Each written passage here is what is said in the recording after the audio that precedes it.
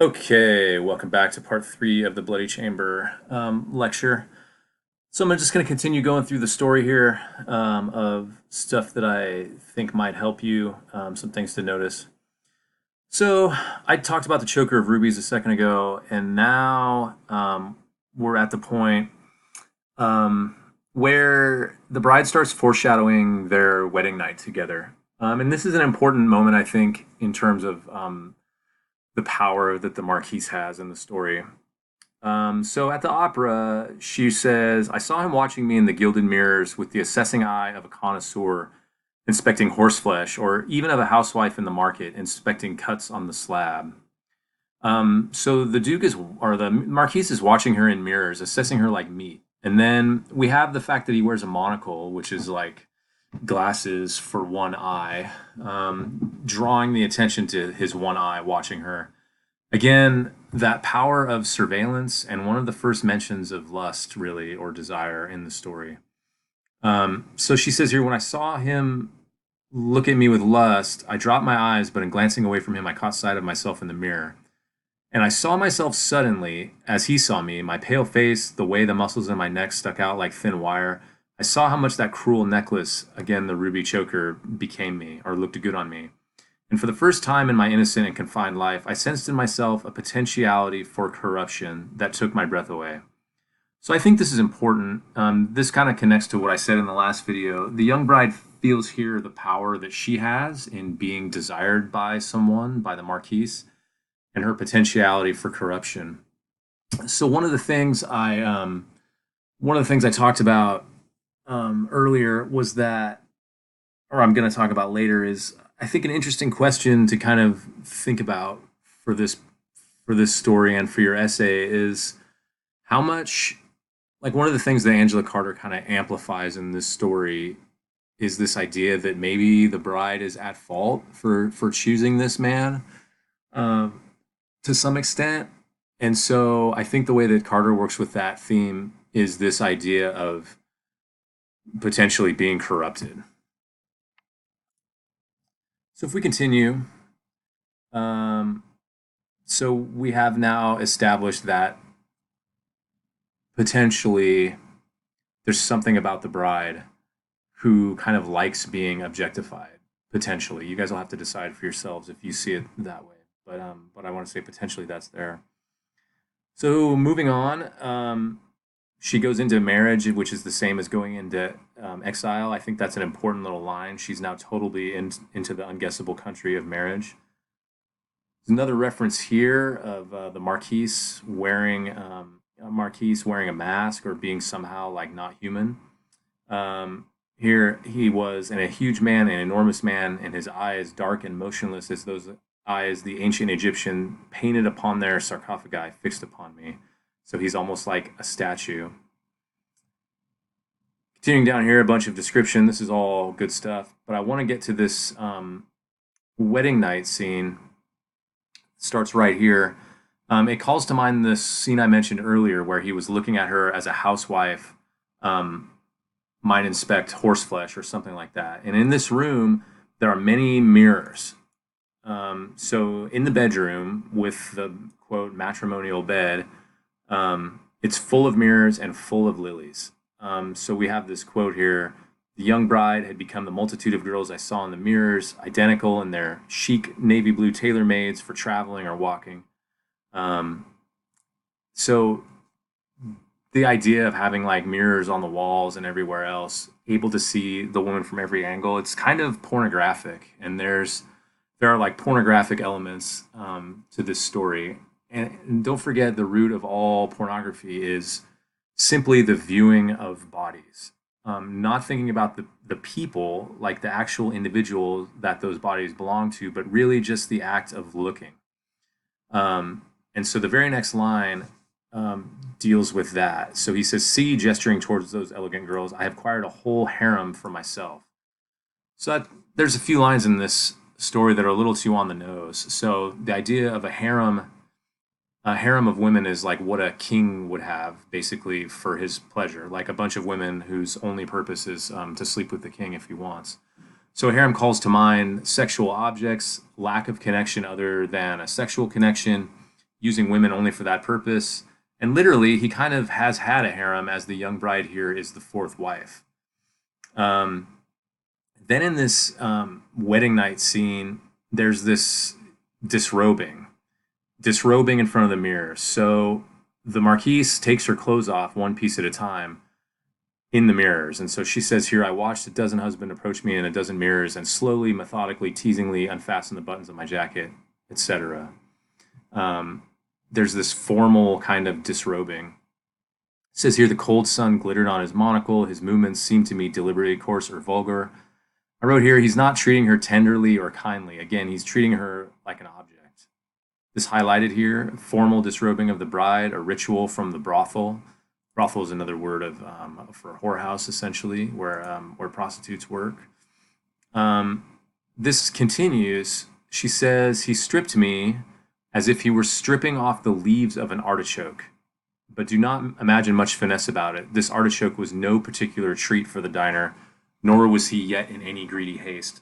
So here she is compared to a vegetable. So she's not, in this metaphor, she's not human, which again calls to mind the objectification. So she ends up naked in front of him. The child with her stick-like limbs, naked except for her boots and her gloves, shielding her face with her hand, as though her face were the last repository of her modesty, and the old monocled lecher who examined her limb by limb. So I've talked about Bluebeard in this story as like someone who treats people as objects just to kind of experiment with him. And so this imagery really, really kind of brings that home. So she's naked now in a room full of mirrors, and she still has her boots and her gloves on, which again is kind of a pornographic image. The word pornography comes up right here. And then we have this line. She says, she thinks in her own words, and so my purchaser unwrapped his bargain. Essentially, she's been bought. So this is all kind of disturbing. And a little heavy-handed. It's really easy to see how she's objectified here.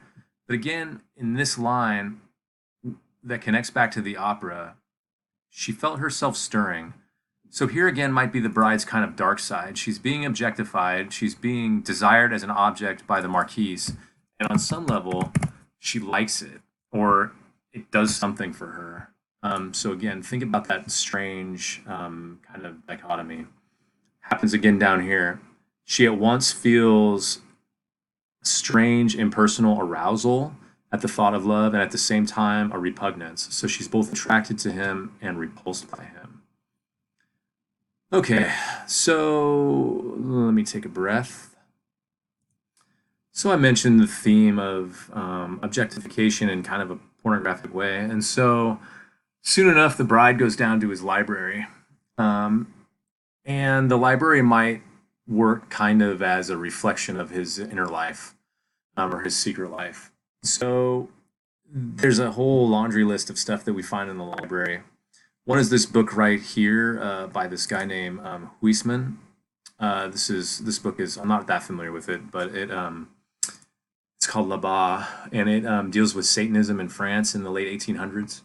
But what's important about that book is the book kind of posits it's fiction, but it reveals that there's some people in it who are all worried that or who think that Satanism died off many years ago, but it turns out it's alive and well, kind of beneath the surface.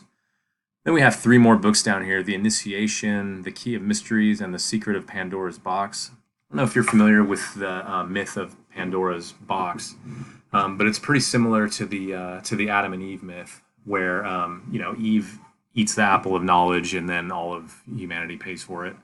Kind of same thing with Pandora's box. All of the bad things about human nature are supposedly locked up in the box, and when she gets curious and opens it, they all fly out. So these 3 are all very spot on related to the story. So she's down there browsing through the library, and is essentially in this section here looking at some pornographic image. I guess if it's artistic, you could say it's like erotica or something like that, but it sounds pretty pornographic here. And so while she's sitting, she's kind of snooping through the library trying to figure out her husband's true nature or what he's into. He kind of sneaks up on her again. And she doesn't hear him or see him, but like the smell of leather, like kind of heralds the fact that he's like showing up. So here we have this omnipotence or surveillance again, where the Marquis sneaks up on her, and then his reaction to her is kind of disturbing. He kind of mocks her. So first he says, "My little nun has found the prayer books." So he's kind of mocking religion or insinuating that pornography is his like sacred text.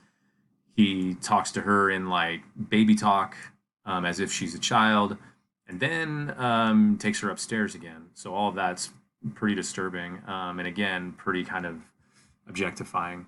All of this is a nice line too. There's this single tiny paragraph, "All the better to see you." So there's this big bad wolf line again. It references vision, the power of him gazing upon her or inspecting her or surveilling everything that's going on in the castle. So, continuing on, st- so they finally consummate the marriage. He actually has sex with her upstairs, and then very shortly after, he needs to leave for a business trip. She has a surprising amount of kind of self-awareness at times. She says here, "It must have been my innocence that captivated him." Continuing, so he's talking with his bride, and so the Marquis here says this: your thin white face, Cherie," he said, as if he saw it for the first time. "Your thin white face with its promise of debauchery only a connoisseur could detect."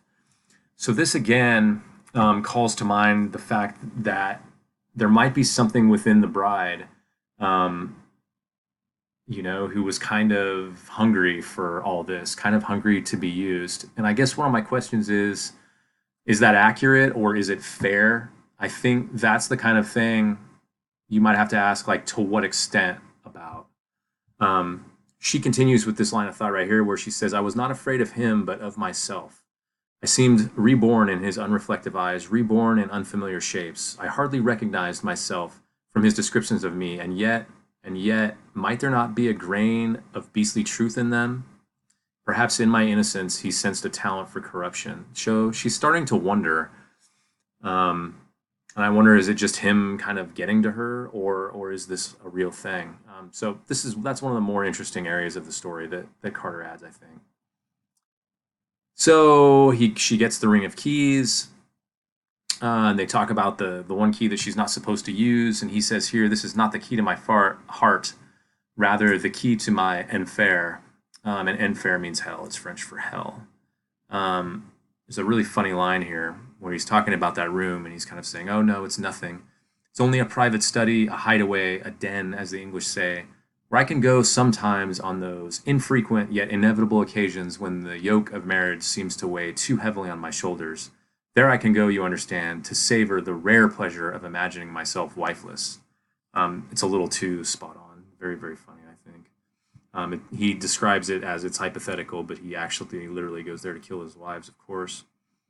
Here, a little bit later, and I apologize, the page numbers aren't going to be the same, but you can search for these quotes in the webpage. But she has these conflicted feelings. "I longed for him on the one hand, and he disgusted me on the other."